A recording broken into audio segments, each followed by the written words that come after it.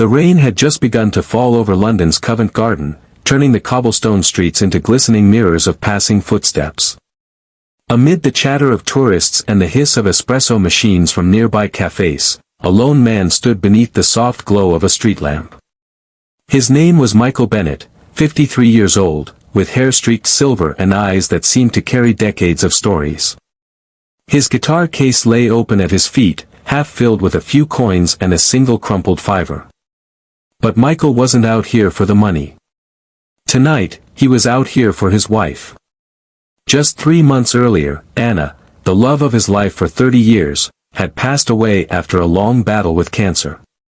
They had met as teenagers at a tiny pub gig in Manchester, where Michael had been playing lead guitar for a cover band. She had requested Hotel California that night. He played it for her with a shy smile, and she swore it was the most beautiful version she'd ever heard. It became their song, the one they danced to in the kitchen, the one they sang softly on road trips, the one he played to her bedside in the hospital. Now she was gone.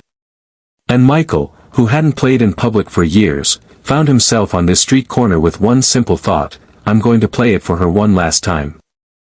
As he tuned his weather-worn guitar, a small crowd began to gather. A young couple holding hands paused under their umbrella. A businessman stopped mid-phone call. A little boy tugged his mother's coat and pointed. Something about Michael's stillness drew them in. He began with the unmistakable opening riff, soft, almost hesitant, as if coaxing the memory of Anna back into the world. The notes floated through the drizzle, pure and unhurried.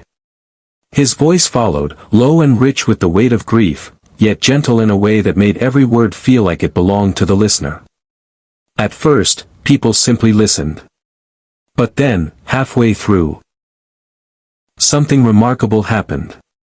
An elderly woman in a navy coat stepped forward, clutching her chest. Tears shimmered in her eyes. "That was my husband's favorite song," she whispered. Michael gave her a small nod without missing a note. A teenager in a hoodie, standing near the back, quietly recorded on his phone. He didn't usually care for old rock ballads, but there was something raw in the man's voice that hit deeper than any chart topper he'd heard. By the final chorus, the crowd had doubled. Strangers had put their phones away, holding instead a silent reverence, the kind you might find in a cathedral. And then came the bridge. Michael's fingers trembled slightly. This was the part he'd played to Anna the night before she passed. He closed his eyes. For a moment, he could almost feel her hand in his. The rain softened, the city sounds faded, and it was just him, Anna, and a song that had carried them through a lifetime. As the last note rang out, silence followed. Not the awkward kind, but the kind where no one wants to break the moment. Then, someone began to clap. The applause swelled, echoing against the old brick buildings. A few people wiped their eyes. But one man didn't clap. He stepped forward instead, a tall stranger in a charcoal coat with a familiar kindness in his eyes. "I'm sorry for your loss," he said quietly, as if he already knew. "I run a small venue down the road. Next month, we're hosting a charity night for the cancer ward at St. Thomas. Would you consider playing this song there?" Michael hesitated. He hadn't set foot on a stage in decades. But then he thought of Anna, of how she'd always told him that music could heal in ways words never could. He nodded. "I'd be honored." The man smiled, slipped a card into Michael's guitar case, and disappeared into the crowd. That night, a video of the performance, filmed by the teenager in the hoodie, went viral. Within days, it had reached millions.